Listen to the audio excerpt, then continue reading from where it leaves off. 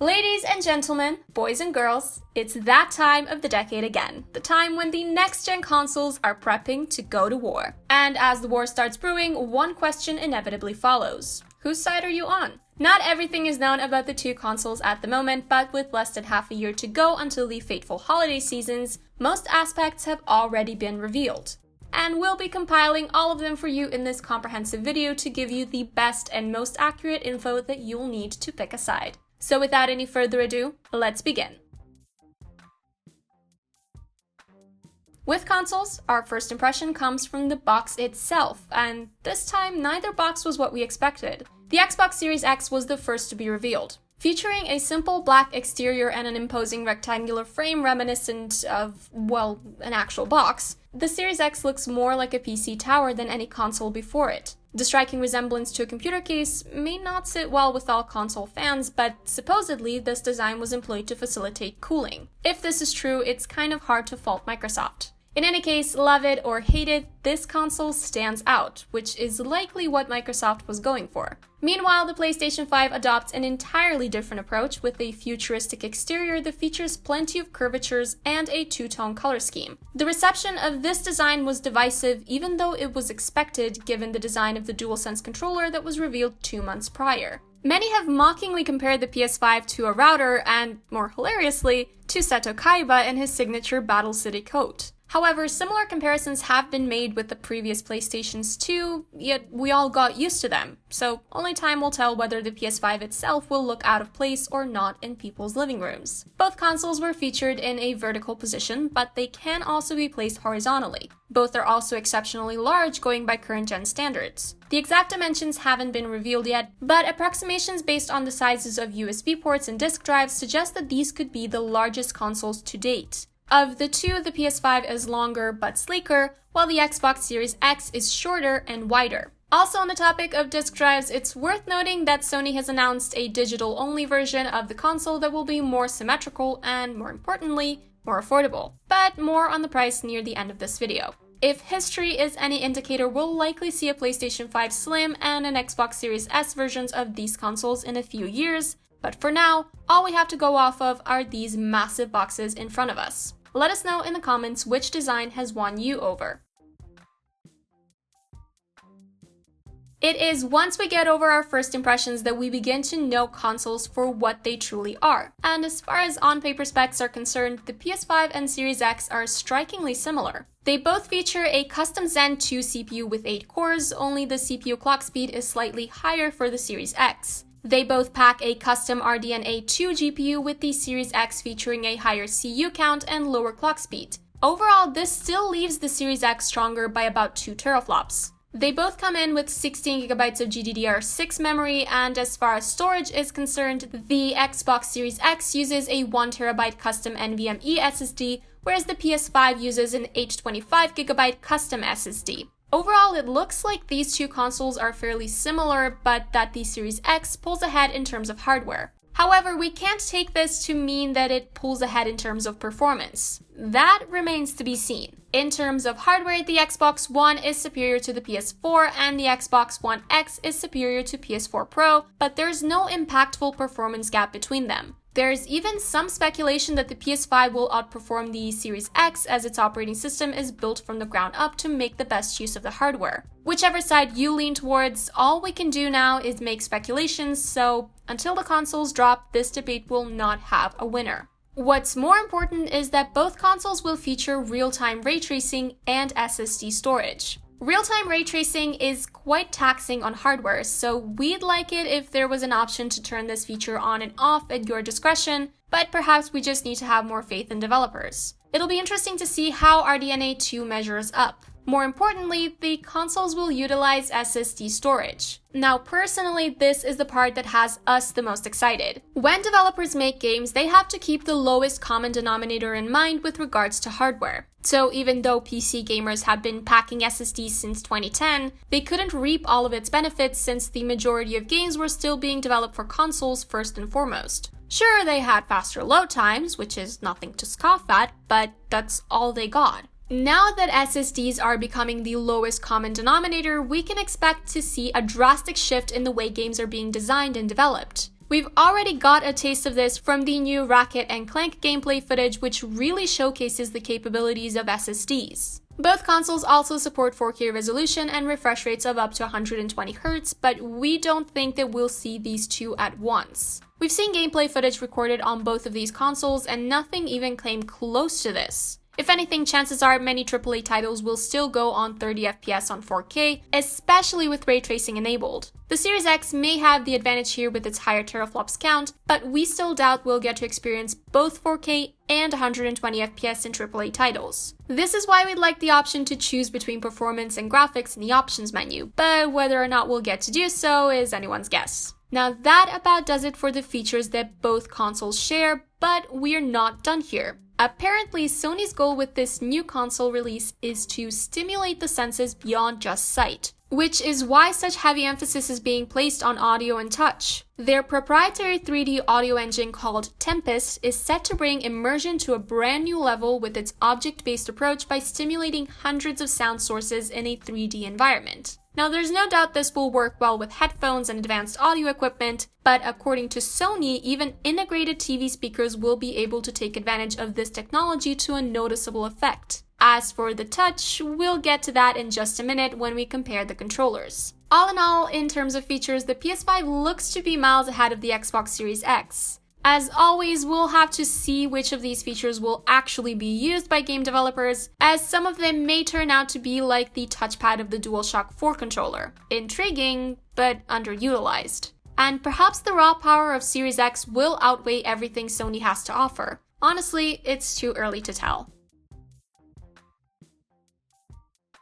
If history is any indicator, whether or not you're a fan of the way the new consoles look generally won't play a large part in choosing which one to get. If you don't like them, you can abstract them from view, get them in different colors, or just plain get used to them. But the same does not hold for controllers. As far as the physical aspects of console gaming experience go, the controller is king. We've already made a separate in-depth video that deals with just the comparisons of the Xbox Series X controller and the DualSense controller, and we recommend you check that out if you're interested in the comprehensive overview. The link is in the description. But the key points are these. The Xbox Series X controller is almost indistinguishable from its predecessor. Microsoft has made sure to improve upon the Xbox One controller's weaknesses by redesigning the D-pad to feature a concave dish, which will hopefully make it a more suitable fit for fighting games and platformers. Interestingly, this new controller is smaller than the current one. This decision was made to make it easier for children to wield them. A noble reason, but it remains to be seen how the established fans will react to this change once they get their hands on their controllers.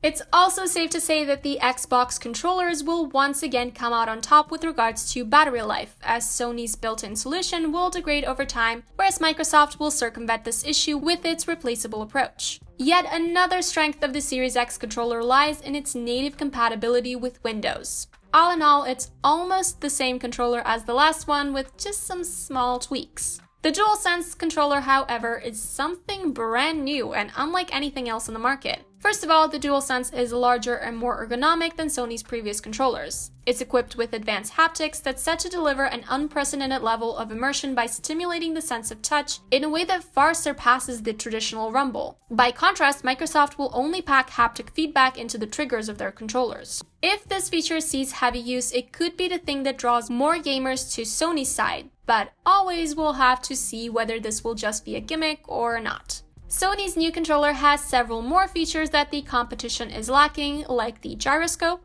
built-in microphone, and built-in speaker. As always, we'll have to get our hands on both of these controllers to see which is more comfortable and try them out in a few games to see whether the multitude of extra features found in the DualSense is being put to good use. Until then, we can just say that the DualSense has the higher potential for greatness, but this will also make it a larger disappointment if all of the features don't end up being relevant to be amazing.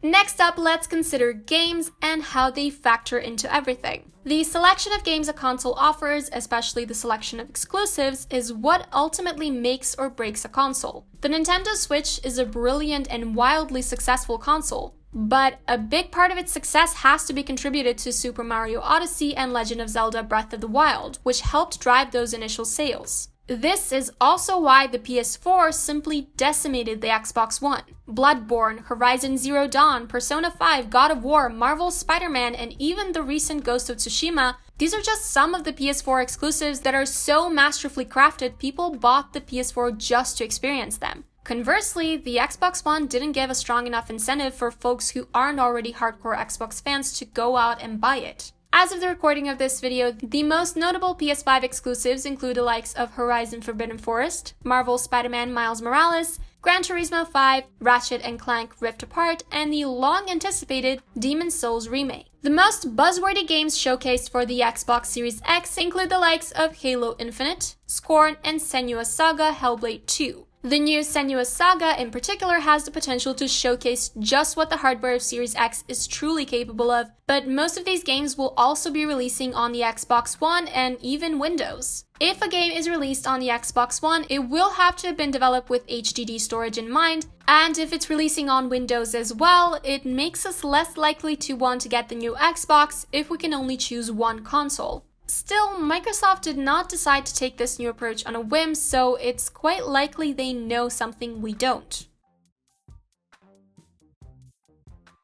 Now, gamers don't focus on the new games at the exclusion of everything else. We also love old games, but can we play old games on these shiny new consoles? The answer in both cases is yes. But the Series X gives us a firm and resolute yes, while the PS4 does so half-heartedly. The Xbox Series X is likely going to be the most compatible console in history, as it'll let you experience 4 console generations worth of games. It may not support every game ever released for the previous versions of Xboxes, but it seems as if it will support quite a sizable chunk. The PS5 will still handle backwards compatibility much better than the PS4 did, which featured none whatsoever, but even though it'll be able to run the vast majority of PS4 titles, this simply cannot compare in scope with the Series X. Some fans are still holding out hope for the option to emulate pre-PS4 era games on the new console, which the PS5 is more than powerful enough to do so, but since there's no confirmation of this, it's best not to get your hopes up. In all likelihood, the only way to experience games from the first 3 generations of PlayStation will be through PS Now, which includes only a hand-picked selection.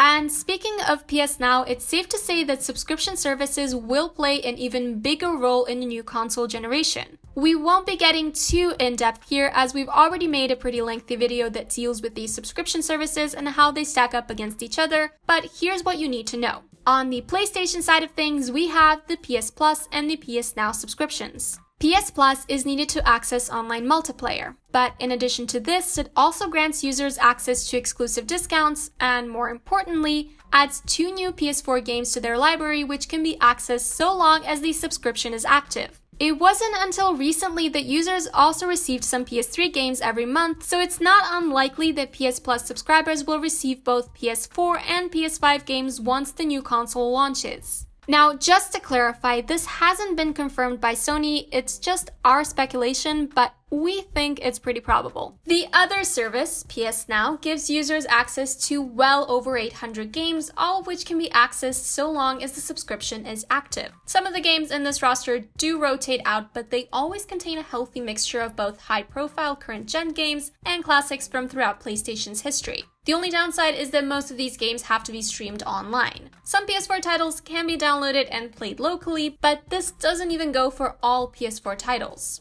Both subscription services cost $9.99 a month, but they both come with 3 and 12-month plans, the latter of which effectively reduces the monthly price to $4.99 a month. Overall, this makes Sony's subscription quite enticing in the long run if the initial investment is not an issue. On the Microsoft side of things, we have the Xbox Game Pass. Microsoft offers other subscriptions as well, but they all tie into the Game Pass in some shape or form. The Xbox Game Pass comes in 3 distinct flavors: Game Pass PC for $4.99, Game Pass Console for $9.99, and Game Pass Ultimate for $14.99. Overall, the subscription boasts a library of around 400 games, however, not all of them are available on both platforms. The plan you choose will determine which platform you can play these games on. The Ultimate Pass is essentially a console and PC combo pass with some additional perks, and one of these perks is the added Xbox Live Gold subscription. Xbox Live Gold is essentially Microsoft's version of PS Plus. It's required to play games online, but it also treats its subscribers to some neat exclusive discounts and hands them 4 free games each month,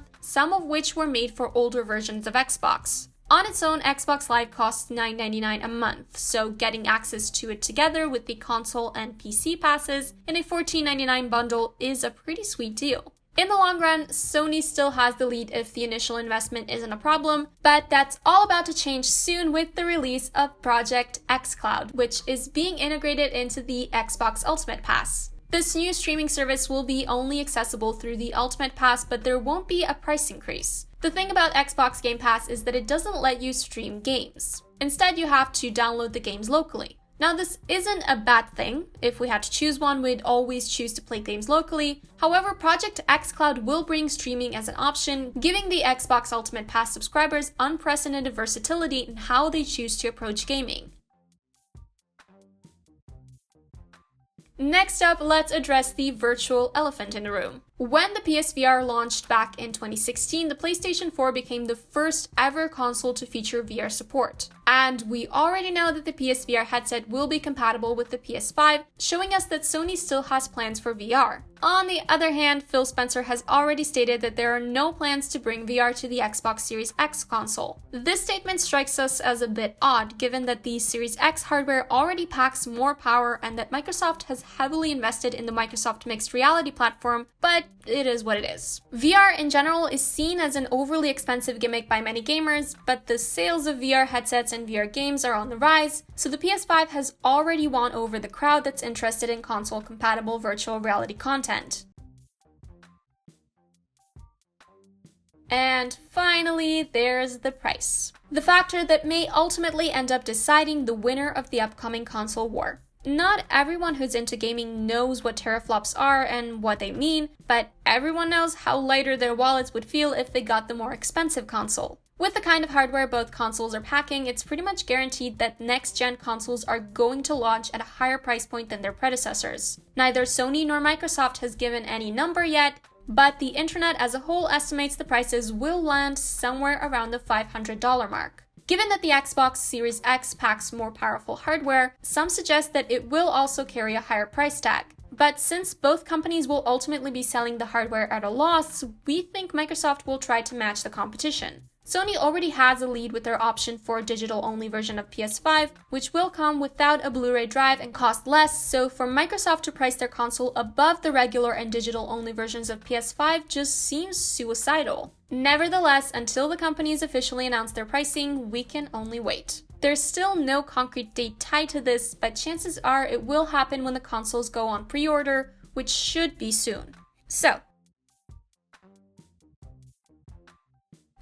who do we think is going to win the next console war? Well, we can't answer that directly, since we honestly think this won't be a console war, at least not one like there was last time. Microsoft and Sony are taking radically different approaches to new console releases. Sony is pushing the boundaries of gaming as we know it by implementing all sorts of cool and innovative features. It will also bank on their great lineup of exclusives to propel the PS5 into greatness. In a time where gaming has firmly entered the mainstream, these are the things that will distinguish the PS5 from just a weaker PC, as it's trying to offer a wholly unique experience. On the other hand, Microsoft has stated that most of the games released on the Xbox Series X during the first 2 years of its lifespan will also release on the Xbox One and the PC. When Project xCloud drops, some of them will also be playable on smartphones and tablets. It's your choice which device you want to play them on and whether you play them locally or stream them. All in all, Microsoft is looking to offer gamers the option to play their games in whichever way they see fit, and the new console is just one of those options. And we as gamers love this. Having more options to enjoy gaming is great. Not everyone is looking for the same experience. This is why the Nintendo Switch is such a big deal despite its limited hardware. It offers a different way to enjoy video games. It looks like Microsoft and Sony are going to switch up their approach to console gaming. No pun intended. This makes us, the consumers, the winners of the upcoming console war. That about does it for this video. We hope you found it helpful. You can let us know if you have by liking it, sharing it with friends, and leaving a comment. And if you want to see more content like this, make sure to subscribe to our channel and enable all notifications so that you can never miss a video. We upload a new video every week, so it shouldn't be long until the next one is up. Also, check out the article linked in the description in case it's been a while since this video's release, as that article is constantly being updated with the latest news on the upcoming consoles. In the meantime, may your games be fun and your losses few. And as always, we'll see you next time on Gaming Scan.